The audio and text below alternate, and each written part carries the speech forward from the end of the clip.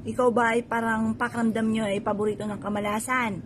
Asya mga bossing, mainam na gamitin natin ang dalawang sangkap na ito ng pantaboy ng mga negative vibes mga bossing.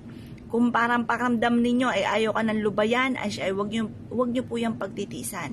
Marami tayong pwedeng gawin mga bossing. Ako po mga bossing, dati hinayaan ko lang, pero ako po ay lalo naging negatibo, mainitin ang ulo. Ngayon po mga bossing ko ay binago ko ang aking sistema. Ito ay panghatak ng pampagood vibes po ito araw-araw mga bossing. Ilagay lamang po natin ito sa isang garapon. Pwede po mga bossing ko na may takip, pwede rin naman ang wala.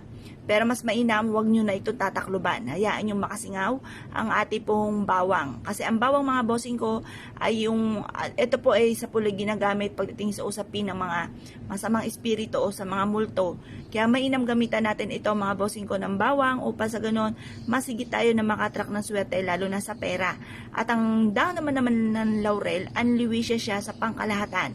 Pwede siya sa taong may problema sa pera. Pwede rin po ito sa tao na napakaraming problema. Pwede rin po ito sa tao na parang konting-konti na lang ay susuko na sa hamon ng buhay para mas maging fighter, matupad ang mga kahilingan. Gamitan natin ito ng dahon ng laurel. At ultimo sa mga halimbawa, may mga nawawala or kaya po may gustong magkaroon ng baby, pwede rin po yan. Ngayon po, pagsamahin natin itong tambalang ito. Ngayon po mga bossing, ilagay nyo sa bote. Ngayon po mga bossing, mag-wish ka kung anong nais ninyo. Halimbawa, sa pamamagitan ng aking sipag at tiyaga at pananalig sa mahal na Panginoon at sa pampaswerteng ito, ako ay magkakaroon ng maraming pera. Ako ay magkakaroon ng negosyo na dito na ako yayaman. Magkakaroon ako ng sarili kong bahay, magkakaroon ako ng sarili kong sasakyan. Magkakaroon ako ng mga bagay na matagal ko nang pinapangarap.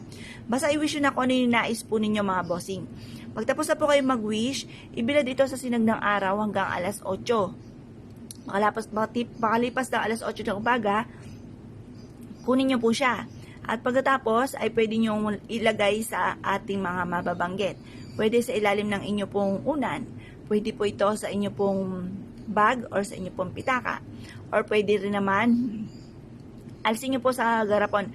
Pwede rin naman kapag ka nasa garapon sa likod ng pintuan ng inyo pong main door. Or kaya po sa inyo pong negosyo. Pwede nyo rin itong i-shake-shake pantawag ng swerte. Ito po mga bossing ko ay makakatulong upang sa ganon, pampag-good vibes, lagi po kayong positibo, lagi po kayong punong-puno ng pag-asa. Mapapansin ninyo na lagi kang iniaadya kung saan lagi kayo suswertihin.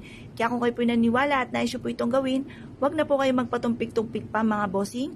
Mapapansin ninyo na lagi kayong iaadya kung saan kayo ay parang, halimbawa, isang bagay, halimbawa, hindi ka mahilig magluto, biglang pinag-aralan nyo ang pagluluto, tapos nag-video kayo, or kaya po nagtinda kayo, tapos bigla kayong nag-boom, yung parang lagi kayo iniaadya, kung saan lagi kayo suswertihin. Kaya kung ka pininiwala mga bossing, asya mga bossing ko, good luck po sa inyo po lahat.